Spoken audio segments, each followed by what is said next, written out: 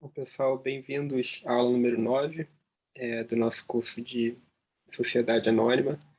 Essa aqui, na verdade, é a minha segunda tentativa de gravação, porque logo quando eu comecei a primeira tentativa, começou a ter barulho de obra aqui, um cachorro começou a latir, então, se vocês ouvirem barulhos estranhos no fundo, não se desesperem, vamos aguentar firme aqui, vamos tentar ver se a gente consegue gravar essa aula. Mas, enfim, coisas de pandemia. Na última aula de terça-feira, a gente falou sobre a definição de controle, né? A gente falou sobre controle acionário, sobre acionista controlador. Hoje a gente vai falar um pouquinho aqui sobre algumas operações que a lei das SA permite que sejam feitas envolvendo o controle, né? Então a gente vai ver que o controle, em algumas hipóteses, ele pode ser transferido de um acionista ou grupo de acionista para outro, e esse tipo de operação gera algumas consequências para as normas societárias, né, para a lei dos SA, e é isso que a gente vai revisar hoje na nossa aula.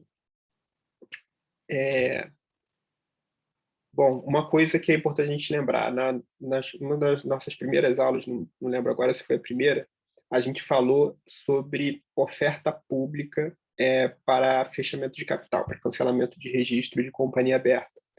Hoje, a gente vai falar sobre as demais formas de oferta pública previstas na Lei das SA, que eu falei nessa nossa primeira aula, que a gente falou de OPA de fechamento de capital, que a Lei das SA ela tinha previsão de outros tipos de oferta pública. Então, são essas ofertas públicas que a gente vai revisar hoje, porque muitas delas, com exceção da OPA voluntária, elas envolvem transferência do controle acionário. A gente vai ver como é que isso funciona. Bom, primeiro tópico da nossa aula de hoje é sobre a oferta pública no caso de alienação de controle, que é a oferta pública que está prevista no artigo 254-A da Lei 6404. Então, até pela numeração do artigo, vocês conseguem perceber que esse dispositivo foi incluído posteriormente, né? Não é um dispositivo que originalmente estava na Lei de Sociedades Anônimas, ele foi incluído em 2001 pela Lei 10.303, que foi uma lei que reformou, né, a Lei dos SA no começo dos anos 2000, para estabelecer algumas proteções para os acionistas minoritários. Essa foi uma das proteções. O que diz o artigo 254-A? Ele diz que a alienação direta ou indireta do controle da companhia aberta, somente poderá ser contratada sob a condição suspensiva ou resolutiva de que o adquirente se obrigue a fazer oferta pública de aquisição das ações com direito a voto, de propriedade dos demais acionistas da companhia, de modo a lhes assegurar o preço no mínimo igual a 80% do valor pago por ação com direito a voto integrante do bloco de controle. E aí o parágrafo 1º, ele diz que entende-se como alienação de controle a transferência de forma direta ou indireta de ações integrantes do bloco de controle, de ações vinculadas a acordos de acionistas e de valores mobiliários conversíveis em ações com direito a voto, seção de direitos de subscrições de ações, outros títulos, direitos relativos a valores mobiliários conversíveis em ações, que venham a resultar na alienação do controle acionário da sociedade. Então, vamos destrinchar esses dois dispositivos, começando pelo CAPT. O que o CAPT diz? O CAPT diz que, se houver uma transferência de ações da companhia aberta que gere, por consequência dessa transferência de ações, a transferência do controle acionário, essa transação ela só pode ser feita mediante a condição suspensiva ou resolutiva da realização de uma oferta pública pelo adquirente do controle, sendo que essa oferta pública tem que oferecer para os destinatários da oferta um preço de pelo menos 80% daquele preço pago pelas ações do bloco de controle. Então vamos lá, só para a gente relembrar. O artigo 116 define o que é o controle acionário, né? e ele dispõe lá duas condições. O acionista ele precisa ter a maioria das ações, a maioria dos votos, né, de modo que ele possa prevalecer de modo permanente nas assembleias e possa também eleger a maioria dos administradores, e concomitantemente a isso, ele também tem que efetivamente exercer esse poder, exercer os votos, ele tem que efetivamente prevalecer nas assembleias, efetivamente eleger a maioria dos administradores.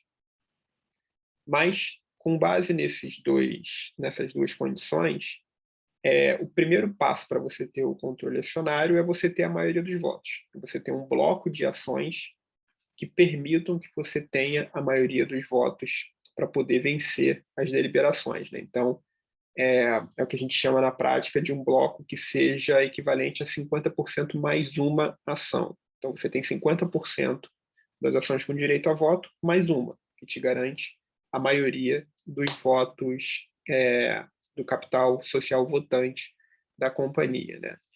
Isso é que é as ações do controle, né? As ações do bloco acionário, que podem ser detidas por um acionista só ou por um grupo de acionistas vinculados por acordo de voto ou que estejam sob controle comum, né? Como diz o artigo 116 caput da Lei das SA.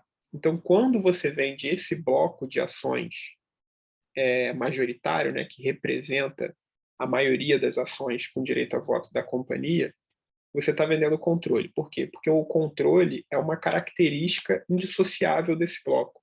Se você vende a maioria das ações com direito a voto, você está automaticamente vendendo o controle acionário também.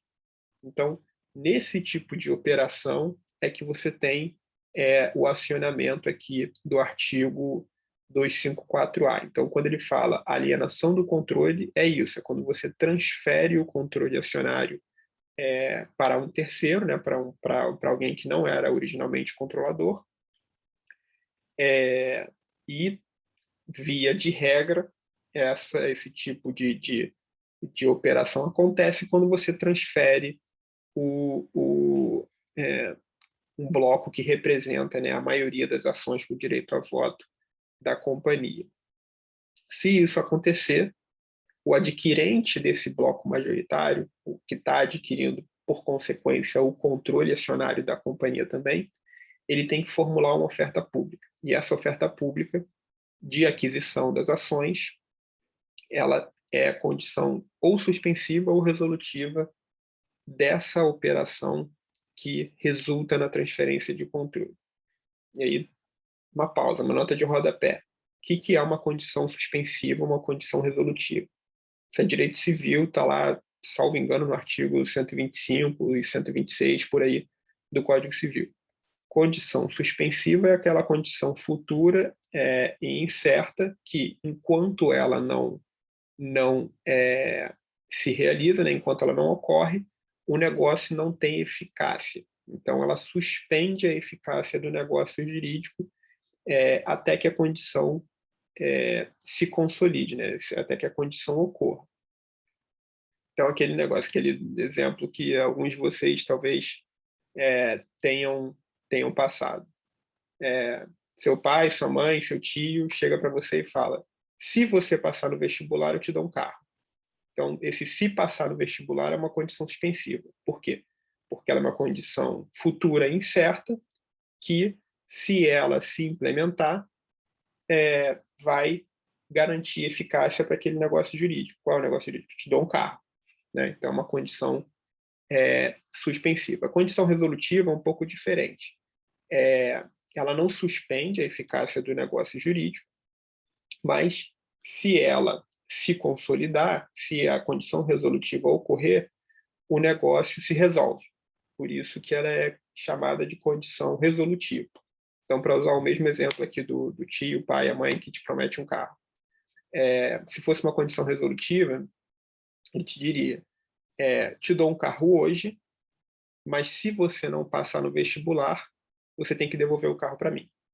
Ou seja, é uma condição resolutiva. Se aquela condição incerta e futura se consolidar, ou seja, você não passa no vestibular, o negócio se resolve, você tem que devolver o carro. Então, no nosso exemplo concreto aqui, se a oferta pública for uma condição suspensiva, o que o contrato de alienação das ações e do controle vai dizer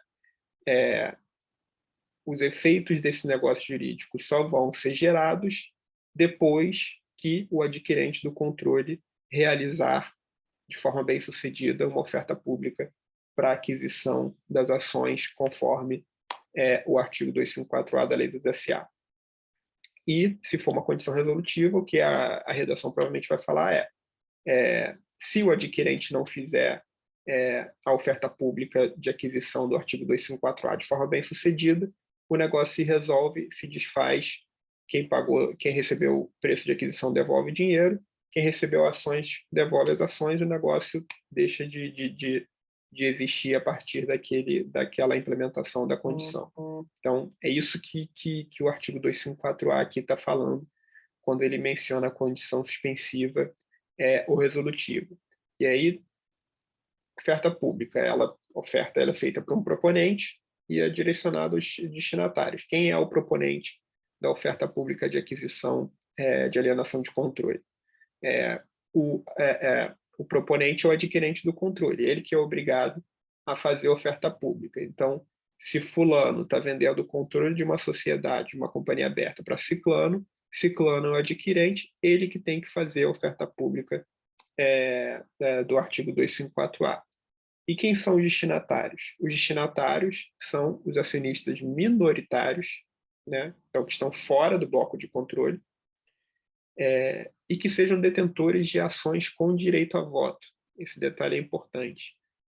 Somente os acionistas minoritários que tenham ações com direito a voto é que vão ser incluídos ali como destinatários dessa oferta. O que significa dizer que os acionistas detentores de ações preferenciais sem direito a voto não participam dessa oferta pública, eles não participam como destinatários dessa oferta pública. Podem participar, a gente vai ver que existe uma hipótese em que eles participam, mas regra geral do caput do artigo 254-A é que eles não participam, não são destinatários da oferta.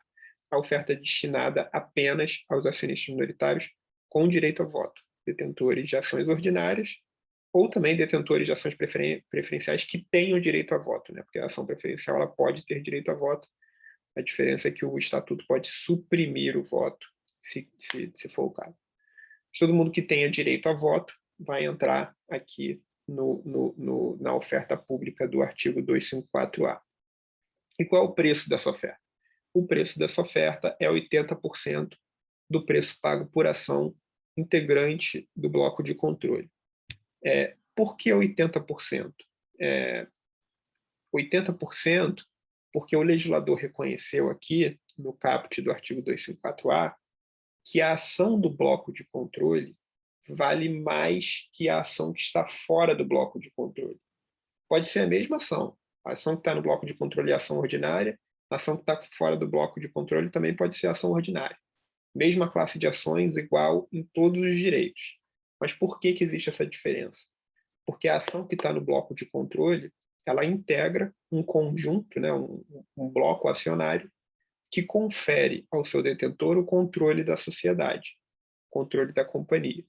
Então, o controle, esses 20% de diferença, é justamente o valor que o legislador atribuiu ao controle. Então, é o valor do controle. O legislador aqui, por meio do artigo 254-A, está dizendo para todo mundo que, na opinião dele, legislador, o controle acionário tem esse valor de 20% do valor total, né, do bloco acionário que representa o controle. Então, é só por isso que o legislador colocou 80% aqui, não 100% ou qualquer outra, enfim, porcentagem. 80% porque o legislador acha que do valor inteiro do bloco de controle, das ações do bloco de controle, né, 80% é o valor da própria ação e 20% é o valor do controle que fica sendo ali uma característica daquele bloco, né? Bom, acho que a gente passou por todos. Ah, sim, um último detalhe aqui, um detalhe meio óbvio, mas vale a pena sempre ressaltar. Na medida em que o artigo 254A fala que a oferta pública ela tem que ser realizada quando há alienação de controle na companhia aberta, isso significa, a gente já viu nas primeiras aulas, a regrinha, né, quando a lei dos SA diferencia companhia aberta e companhia fechada, é porque a regra se aplica só à companhia aberta ou só à companhia fechada, conforme o caso. Então, na medida em que o artigo 254A cita expressamente a companhia aberta, isso quer dizer que esse dispositivo do 254A não se aplica à companhia fechada. Então, se você tem uma venda de controle na companhia fechada, o adquirente não precisa fazer oferta pública, só se aplica no caso de alienação de transferência de controle na companhia aberta. Bom, e aí o parágrafo 1º fala lá que se entende como alienação de controle a transferência de forma direta e indireta das ações integrantes do bloco de controle. Então, aquilo que a gente falou, né? Você tem lá o bloco que representa a maioria dos votos da maioria dos votos da companhia, né, do capital social votante. Quando você transfere esse bloco, você tem a alienação do controle. E aqui, a redação do artigo, ele faz alusão ao acordo de acionistas. Por quê? Aí a gente volta na definição do artigo 116 de controle acionário. O controle ele pode ser detido por uma pessoa, isoladamente, ou ele pode ser um controle compartilhado por acordo de acionistas ou por pessoas que estejam sob controle comum, né? Por sociedades que, no final da cadeia societária, tem um só controlador. Então, quando você tem esse controle compartilhado, o bloco de controle ele vai ser detido por várias pessoas diferentes, que conjuntamente são consideradas como acionista controlador, mas é um controle compartilhado. Então, que quando o parágrafo 1º faz alusão às ações vinculadas a acordos de direitos acionistas, ele está falando que essa regra aqui também se aplica quando várias pessoas que são integrantes do mesmo bloco de controle alienam o seu controle a terceiro. E aqui, quando ele fala da transferência de forma direta e indireta, o artigo está tentando se precaver para formas de controle que não sejam óbvias, né? Então, na prática, o que a gente tem no mercado, principalmente nas companhias abertas, que são as maiores companhias, né, em termos de porte econômico, o que a gente tem são estruturas societárias complexas, né?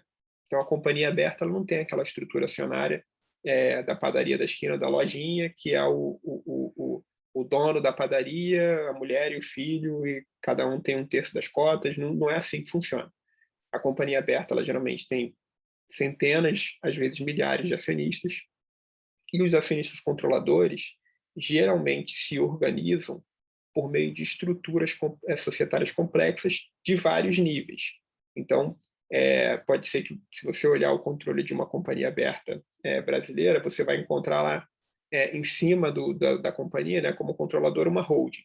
E aí, em cima dessa holding, vai ter outra holding. Aí, em cima dessa holding, vai ter mais outras 4 holdings. Aí, em cima dessas 4 holdings, vai ter outras 15 holdings. Enfim, assim por diante. Não é incomum você encontrar esse tipo de estrutura societária que algumas pessoas chamam de pirâmide societária, né? Porque fica como se fosse uma pirâmide, até você chegar lá à última pessoa, o grupo de pessoas que de fato controla toda aquela cadeia societária. E nesse tipo de estrutura, que é bastante comum nas companhias abertas, você pode ter a alienação de controle no primeiro nível, né? Digamos assim, no primeiro andar da pirâmide, ou você pode ter uma alienação de controle no último andar da pirâmide, né? Como tem vários níveis, várias camadas de sociedades que, no final das contas, formam, né, um conjunto coeso de controle, a alienação de controle pode acontecer em quaisquer desses níveis societários, quaisquer dessas camadas societárias que acabam se formando. E que o parágrafo 1º diz se você vende no primeiro andar, que é a venda direta do controle acionário, ou se você vende no último andar, que é a venda indireta do controle acionário, pouco importa.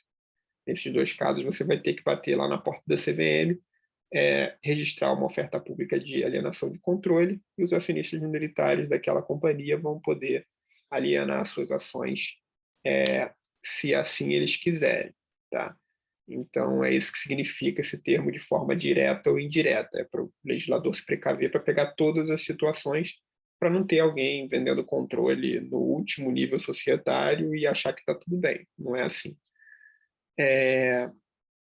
Bom, e por fim, no finalzinho aqui do dispositivo, ele fala de várias hipóteses, né, que você também pode ter alienação de controle quando você vende valores mobiliários conversíveis em ações, direito de subscrição, etc, etc. Por que ele fala isso tudo?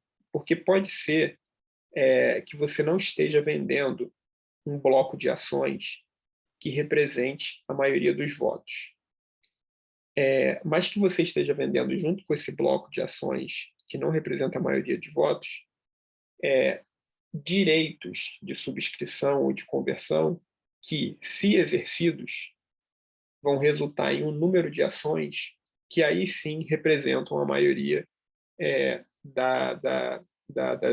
do direito, das ações com direito a voto da companhia. Então, por exemplo, pensa num exemplo bem simplório de uma companhia que tem 100 ações com direito a voto. E aí tem um acionista que está vendendo uma ação com direito a voto. Não está vendendo controle, né? Está vendendo uma ação de 100, então está vendendo 1% das ações com direito a voto também. Só que além de vender essa ação com direito a voto, ele está vendendo também debêntures conversíveis em ações com direito a voto, bônus de subscrição, que dão direito à subscrição de ações com direito a voto, e direitos de subscrição que o acionista detém.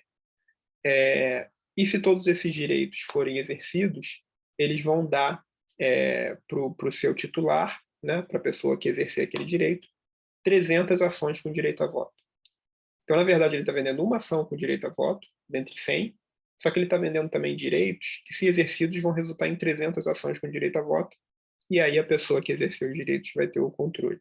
Nesse caso, você também teria uma alienação de controle nos termos do parágrafo 1º do artigo 254-A. Então, percebam que aqui no parágrafo 1º, o legislador quis expandir os limites, né? Olha, eu não estou falando só de uma transação pura e simples, onde você vende a maioria do bloco de ações e tal, aquela situação simples. Eu estou também pensando em situações mais complicadas, onde, à primeira vista, você não está vendendo controle, mas quando você olha com mais atenção, você está, sim, vendendo o controle de uma forma indireta ou de uma forma não muito óbvia. Então, esse foi o objetivo aqui do parágrafo 1º do artigo 254-A. Bom, passando então. O parágrafo 2º do artigo 254-A diz que a Comissão de Valores Mobiliários autorizará a alienação de controle de que trata o caput, desde que verificadas as condições da oferta pública, que as condições da oferta pública atendem aos requisitos legais. Ou seja, além de você ter que realizar a oferta pública, quando você adquire o controle de uma companhia aberta, você tem que submeter a sua oferta pública ao crivo da CVM. A CVM tem competência para analisar essa operação. Até porque não adiantaria nada o legislador estabelecer uma obrigação, né, uma obrigação legal do adquirente, e não estabelecer alguém para supervisionar, né, a obrigação, o cumprimento da obrigação. Então, o legislador, obviamente, indicou aqui a Comissão de Valores Mobiliários como pessoa responsável por supervisionar, né, por fiscalizar o cumprimento da obrigação de realização da oferta pública de alienação de controle. Como que isso funciona na prática? A instrução CVM número 361 de 2002, que é a instrução da CVM que regula todos os tipos de oferta pública nas sociedades, nas companhias abertas, inclusive aquela oferta pública de fechamento de capital que a gente viu na primeira aula, ela diz no artigo 29, parágrafo 3º, que o registro da OPA, oferta pública de aquisição, pela CVM, implica na autorização da alienação do controle, sob a condição de que a oferta pública venha a ser efetivada nos termos aprovados e prazos regulamentares. Então, o que esse dispositivo da norma da CVM está dizendo se o adquirente do controle vier na CVM e apresentar aqui o edital da oferta pública de alienação de controle, conforme os requisitos do artigo 254-A, conforme os requisitos da instrução CVM número 361, eu, CVM, estou automaticamente dando a minha autorização, né, para essa operação, nos termos do parágrafo 2º do artigo 254-A, mas com a condição, desde que aquele edital seja cumprido na íntegra, né? Então não adianta nada, você vai lá, apresenta o edital, CVM fala ok, vai em frente, você não cumpre o edital, a autorização que você tinha recebido, ela não vai valer, porque você não cumpriu aquilo que você se comprometeu a fazer. Então essa autorização da CVM, ela na prática se opera com a apresentação do edital de oferta pública pelo adquirente do controle, nos termos, né, conforme os requisitos do artigo 254-A da lei das SA. Então, não existe um procedimento de registro da oferta e um procedimento separado de autorização da transferência de controle. As duas coisas andam juntas.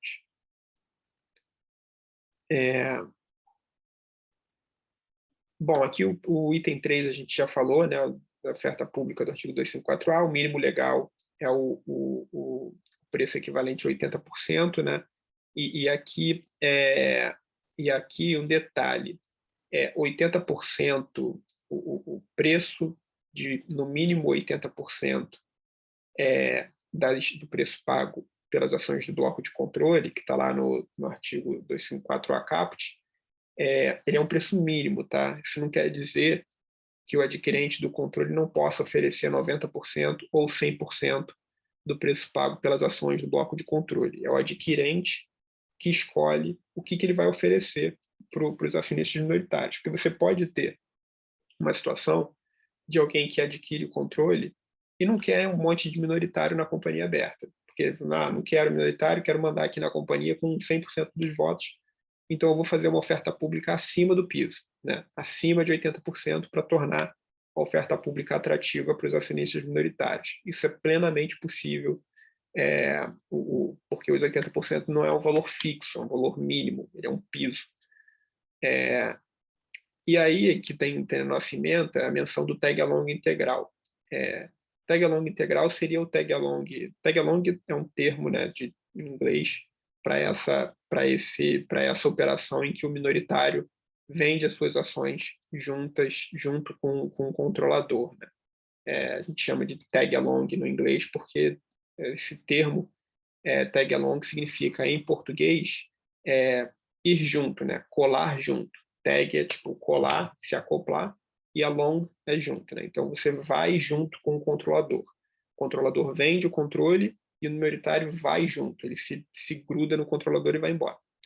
O que é o tag along integral? É a oferta pública do artigo 254-A, em que o preço da oferta pública não é equivalente a 80% do preço pago por ação do bloco de controle, mas sim 100%, ou seja, o minoritário com direito a voto recebe o mesmo preço que o controlador por cada uma de suas ações. Isso é obrigatório? Não. Por quê? Porque a lei só exige que você ofereça 80% no mínimo. Você não precisa oferecer 100%. Só que a gente já falou em algumas aulas daqueles segmentos especiais de listagem da Bolsa de Valores, da B3, né? O que são esses segmentos especiais de listagem? São segmentos em que as regras de governança das companhias que estão listadas nesse segmento são mais rígidas, né?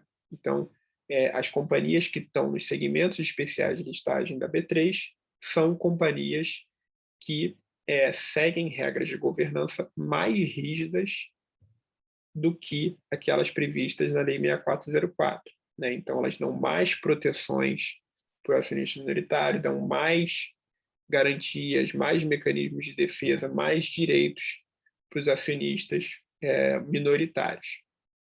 E são essas companhias, aliás, que a gente já falou na nossa aula sobre controle, que estão aquelas novas, né, as novas companhias que não têm controlador, são companhias com capital pulverizado. Porque como elas têm, como elas seguem, essas companhias seguem normas mais rígidas de governança, isso acaba viabilizando a pulverização do capital, porque você não, a figura do controlador, ela acaba, enfim, na visão de alguns, atrapalhando mais do que ajudando. Nessas companhias que estão listadas nesses segmentos especiais de listagem, uma das regras que essas companhias têm que seguir é de realização do tag-along integral. Então, nessas companhias, por força dos compromissos que a companhia e seus acionistas, né, assumem perante a B3, assumem perante a Bolsa de Valores, o tag-along é integral.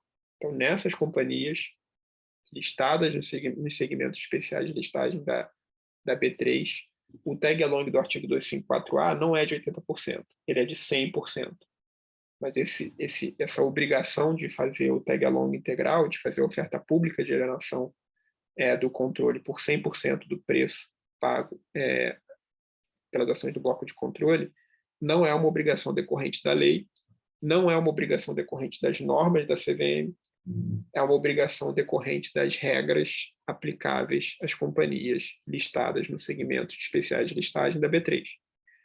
E também, lembrando, a companhia ela se filia a esses segmentos especiais de listagem de forma voluntária.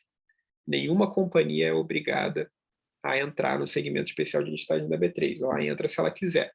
Então, é como se fosse um contrato. Ela está ali se comprometendo perante a B3 a garantir uma série de coisas que não estão previstas na Lei 6404, inclusive o tag-along integral, inclusive a oferta pública de alienação de controles a preço integral, a 100% do preço pago pelas ações do bloco de controle. Então, uma questão consensual, né? A companhia ela concorda com aquilo e os acionistas concordam também, porque eles também têm que aprovar a filiação da companhia ao segmento especial de listagem. Bom, destinatários da oferta pública a gente já falou também, só os acionistas com direito a voto, mas tem uma exceção. A gente já viu, quando a gente falou sobre ação preferencial, que, em contrapartida, né, a ausência de voto, porque na ação preferencial você pode suprimir ou limitar o voto da ação, a ação preferencial ela recebe algumas vantagens políticas, algumas vantagens econômicas, perdão. Então, ela perde uma vantagem política, que é o voto, e ganha vantagens econômicas, que podem ser de diversos tipos.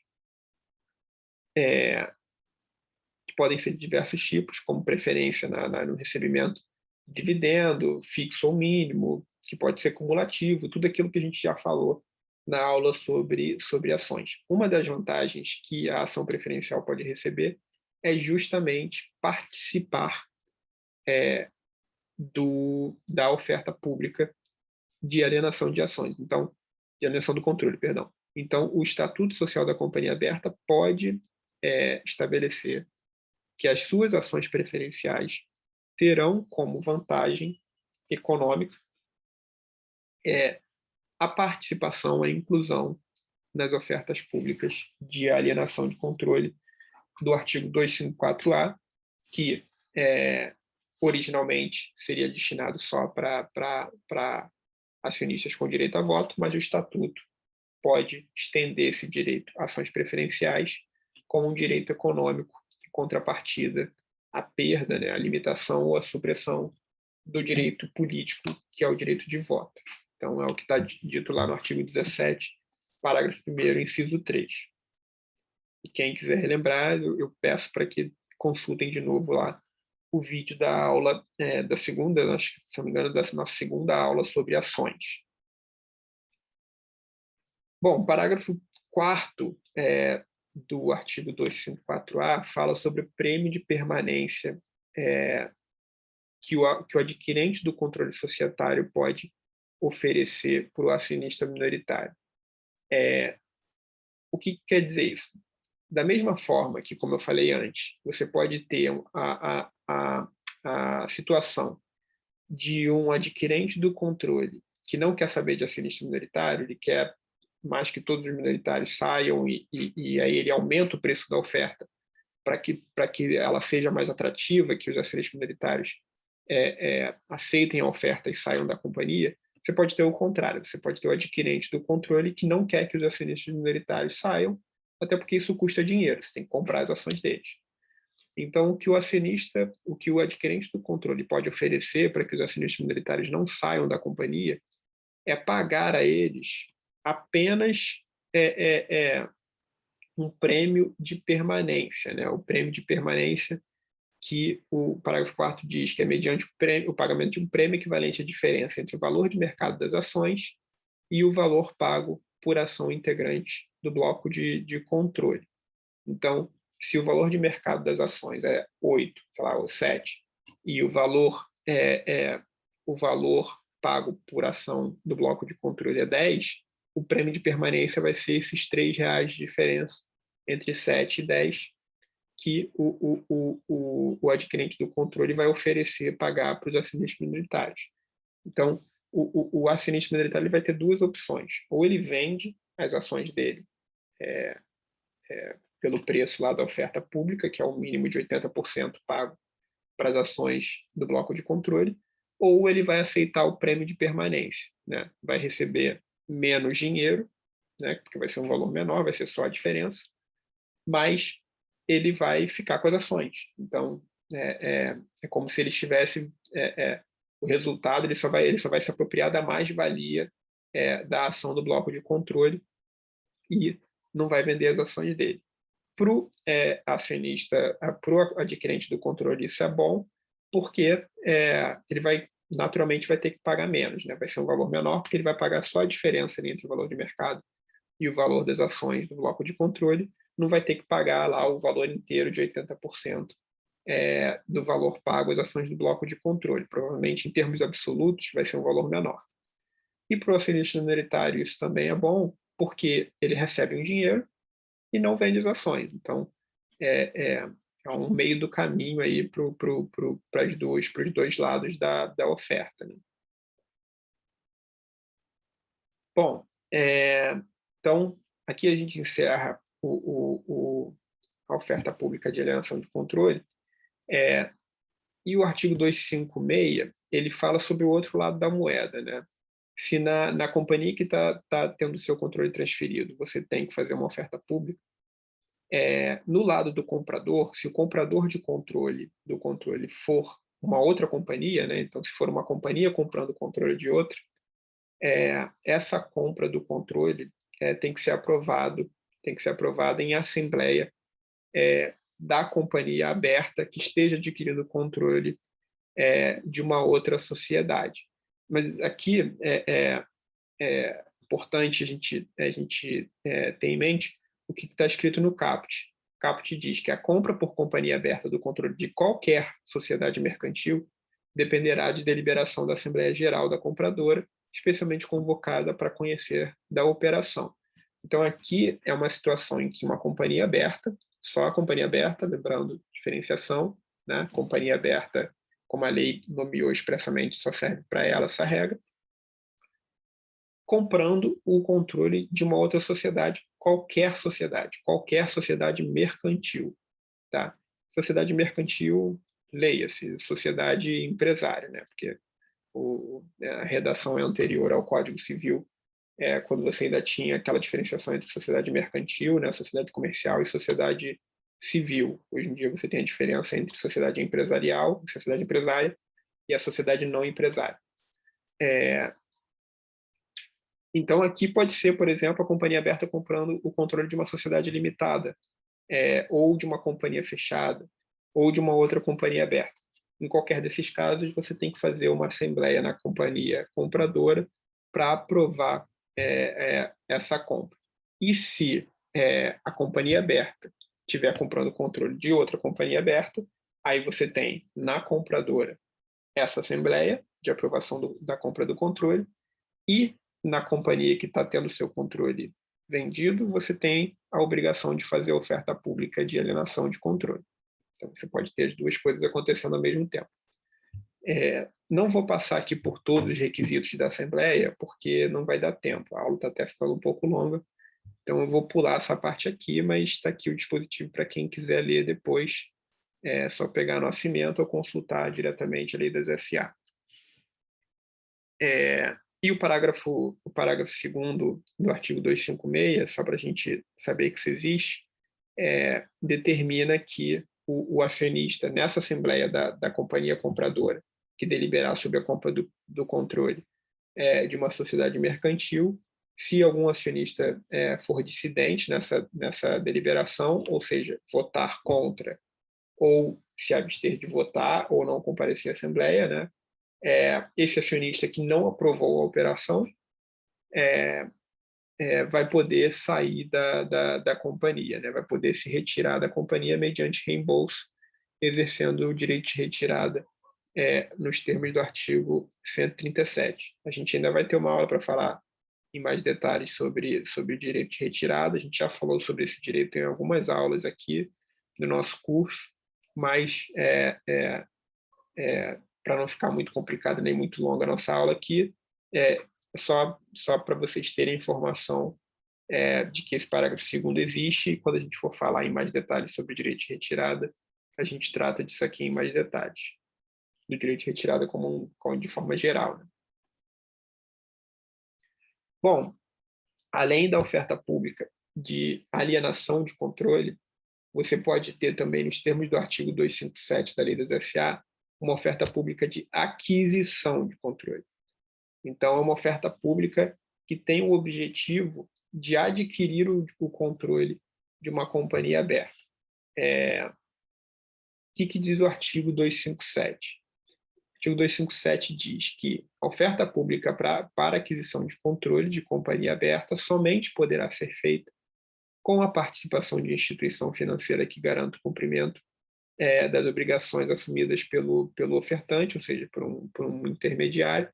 E a oferta pública, conforme o parágrafo 1º, pode conter também uma oferta de permuta total ou parcial de valores mobiliários. O parágrafo 2º diz que a oferta tem que ter por objeto ações com direito a voto em número suficiente para assegurar o controle da companhia. Então, para que existe essa oferta pública aqui? Você pode ter duas situações. Se você tiver uma companhia que já tem um controle bem definido, tem um controlador lá, tem uma pessoa que possui a maioria das ações com direito a voto, se você quer comprar o controle daquela companhia, você fala com essa pessoa. Você bate na porta dela e fala: fulano, ciclano, você tem um controle da companhia tal. Eu quero comprar o controle dessa companhia. Você me vende? E aí vai ser uma negociação privada. Só que se você tem uma companhia que não tem um controle bem definido, tem um capital disperso, então não tem uma pessoa que tenha o bloco majoritário das ações com direito a voto, o que você tem são vários acionistas minoritários dispersos no capital, que é o caso daquelas companhias que eu mencionei, que estão algumas daquelas companhias listadas no novo mercado, né, são companhias que não têm controlador. Para você adquirir o controle, você tem que falar com várias pessoas ao mesmo tempo. Você tem que juntar um grupo que tenha ações em número suficiente para compor a maioria das ações com direito a voto, e você tem que comprar a ação dessas pessoas. Só que pode ser inviável você falar com todas essas pessoas ao mesmo tempo, e ainda que seja viável, isso pode gerar uma grande confusão no mercado, porque você vai ter várias conversas paralelas com vários acionistas diferentes, e isso vai causar uma oscilação muito grande na cotação das ações, porque vai ter um dia que uma pessoa vai vender por um preço, outro dia a pessoa vai vender por outro, enfim, uma grande confusão que o legislador não gosta que aconteça, não quer que aconteça. Então, para isso, o legislador criou esse mecanismo da oferta pública de aquisição de controle, por meio do qual, se uma pessoa quiser comprar o controle de uma companhia, principalmente nesses casos, né, em que o controle está pulverizado, ele pode fazer uma oferta pública. Então, ele pode fazer uma oferta para todos os acionistas daquela companhia, dizendo: acionistas, eu quero comprar ações que representem a maioria das ações com direito a voto dessa companhia aqui. Quem quiser vender, o preço é esse, fale comigo, nessas condições eu compro. E aí esse preço pode ser um preço em dinheiro ou pode ser um preço na forma de permuta, né? A permuta é a troca de ações. Então, eu compro o controle, mas eu vou pagar com ações de uma outra companhia, né? Ou pode ser uma mistura dos dois, pode ser uma mistura de dinheiro e permuta de ações. Também existe essa possibilidade. mas tudo isso vai ter que estar disposto no edital da oferta pública. E aí isso é feito de uma forma organizada e tudo mais, que todo mundo vai receber o mesmo preço e não vai ficar aquela confusão de cada um vendendo preço diferente e a ação oscilando demais. E notem que aqui nessa oferta, como é uma oferta, né, que o controle está sendo adquirido ali por meio da oferta pública e não por uma negociação privada, você não tem aquela questão de piso de preço, né? Aqui você pode estabelecer o preço que você quiser, e aí se o preço for baixo demais, obviamente que os acionistas não vão aceitar, a oferta pública não vai ser bem sucedida. Então, é, é, o legislador não estabeleceu um preço mínimo nem máximo para essa oferta pública. Fica a critério das partes que vão negociar ali. Bom, artigo 258 e 259, ele estabelece o que tem quais são as informações que têm que ser incluídas no edital da oferta pública. Eu não vou conseguir aqui passar por todos, né, porque a gente não vai ter tempo aqui na nossa aula, mas são condições bem objetivas, bem diretas. E o artigo 259 fala no caso de permuta, né, se tiver permuta também de valores imobiliários, os requisitos, enfim, a obrigação de você fornecer para a Comissão de Valores Imobiliários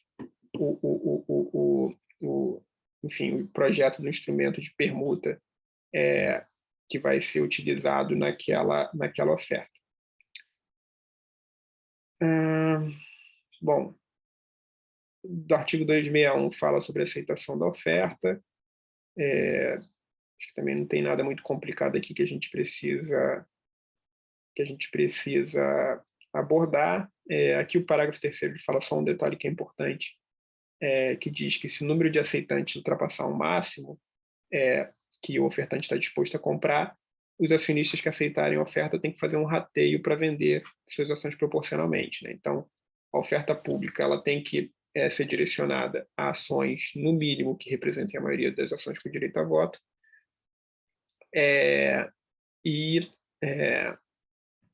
só que ele pode estabelecer um teto, né? Falar, olha, vou adquirir a maioria das ações com direito a voto, mas não superiores a 60%, não superiores a 70% das ações com direito a voto.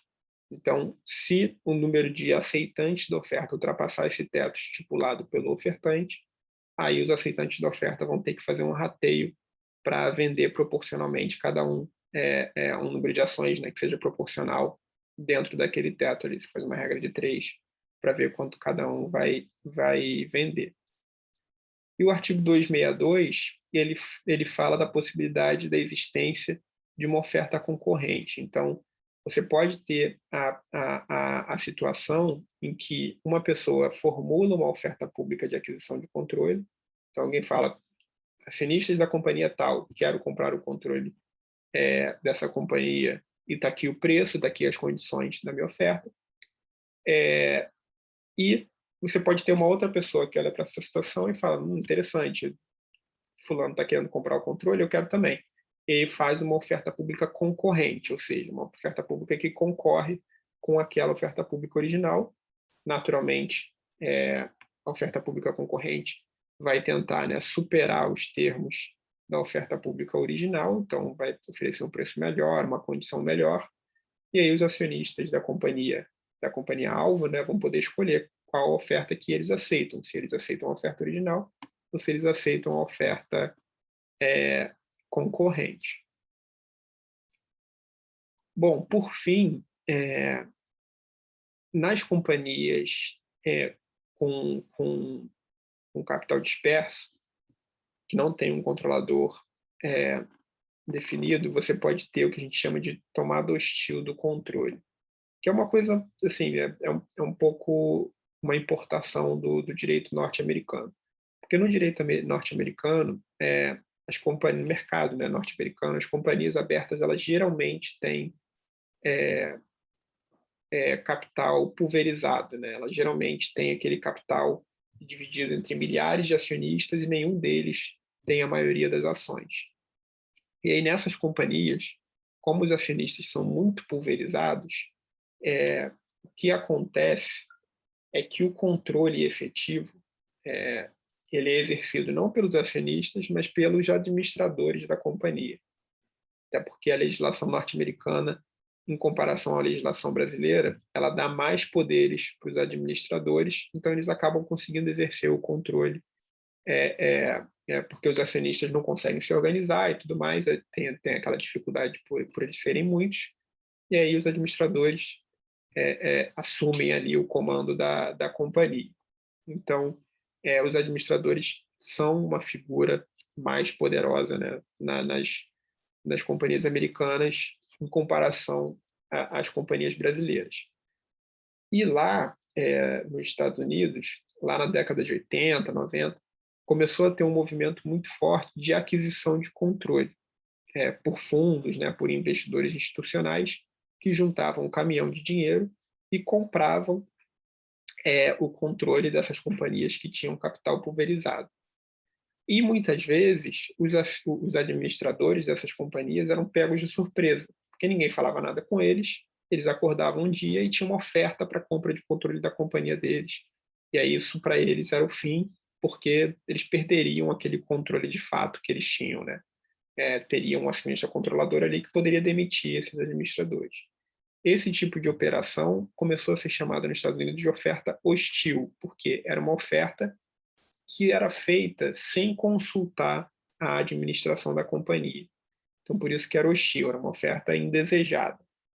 Aqui no Brasil, na prática, isso é um pouco difícil de acontecer, a realidade não é bem essa. Primeiro, porque os administradores não têm tanto poder na companhia brasileira como tem na companhia americana, porque a lei concentra a maioria das competências na Assembleia Geral. Então, são os acionistas que têm um controle maior. E mesmo nas companhias que têm capital pulverizado, o capital não é tão pulverizado assim.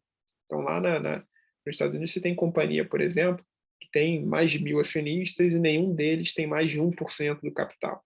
Aqui, o nosso capital pulverizado tem um acionista ali com 10%, um acionista com 5%, um acionista com 20%.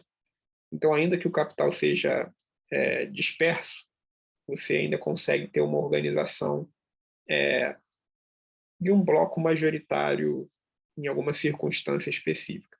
Então, esse tipo de tomada hostil, assim, que ninguém estava esperando acontecer e do nada tem uma oferta pública e tudo mais, e todo mundo é pego de surpresa, não é muito comum no Brasil, não é uma realidade como era lá nos Estados Unidos, então é um termo um pouco anacrônico aqui para a gente. Mas pode acontecer. E tanto pode acontecer que algumas companhias abertas, dentre essas que têm capital disperso, que não têm controlador definido, elas podem incluir no seu estatuto uma cláusula chamada, que a gente chama de poison pill, que é uma cláusula que foi desenvolvida lá nos Estados Unidos para impedir tomadas hostis de controle, e aqui no Brasil elas têm um propósito parecido. O que diz essas cláusulas? Elas dizem, olha, se alguém adquirir mais de tantos por cento, mais de 20%, mais de 30% das ações com direito a voto dessa companhia, eles têm que obrigatoriamente fazer, essa pessoa que adquiriu esse bloco tão grande de ações com direito a voto tem obrigatoriamente que fazer uma oferta pública para adquirir todas as ações da companhia. Então é como se fosse uma barreira, né? Se você ultrapassar essa barreira que o estatuto estabeleceu, pode ser qualquer número, 20%, 30%, o que quer que seja, você tem que pagar caro, porque você vai ter que fazer uma oferta pública para adquirir o resto das ações. Então, na prática, fica tão caro que ninguém ultrapassa aquela barreira, né? É justamente essa intenção da cláusula. Por que existe essa cláusula? Porque em algumas companhias, e aí, de novo, eu remeto de companhias que estão, principalmente, né, as companhias que estão listadas nos segmentos especiais de listagem, existe em muitas delas o reconhecimento de que a figura do acionista controlador mais atrapalha do que ajuda. Elas não querem ter acionista controlador. Então, a cláusula da poison pill, ela é uma forma de impedir que do dia para a noite vai aparecer um controlador ali naquela companhia. Então, os acionistas não querem, eles querem que a companhia fique sem controlador, então elas colocam essa poison pill, né, essa cláusula venenosa, né, uma tradução literal, para que, se alguém tentar comprar o controle daquela companhia, vai ter um veneno ali para matar aquela tentativa. Então, isso aqui não está na lei, não vou cobrar em prova, mas é importante que vocês saibam que isso existe. E aí, só para a gente encerrar a aula de hoje, que já está bastante longa, então prometo ser breve nesse último tópico. A instrução 361 da CVM, instrução normativa 361 de 2002, que, como eu falei antes, é a instrução que regulamenta todos os tipos de oferta pública previstas na Lei 6404, ela estabeleceu uma possibilidade de uma oferta pública que não está prevista na lei. Salvo engano, não está prevista na lei, posso estar errado, mas acho que não está. Que é a oferta pública voluntária, que não é a oferta pública de aquisição de controle, não é a oferta pública de alienação de controle, não é a oferta pública de fechamento de capital, mas é uma oferta pública que quem quiser fazer pode fazer. Então, se você quer fazer uma oferta pública para adquirir um bloco de ações que seja significativo, mas que não represente necessariamente o controle, porque senão você teria que ir para o artigo 257, você faz uma oferta pública voluntária de ações para adquirir aquele bloco de controle pequenininho. E é isso que está disposto ali no artigo 2º, enfim, está regulamentado na instrução 361 e que está definida, né, essa oferta pública está definida no artigo 2º, inciso 4 da instrução 361. Bom, gente, falei demais. Felizmente não teve mais nenhum barulho de obra, então, milagre. Nos vemos na próxima aula. E é isso, espero que tenham gostado.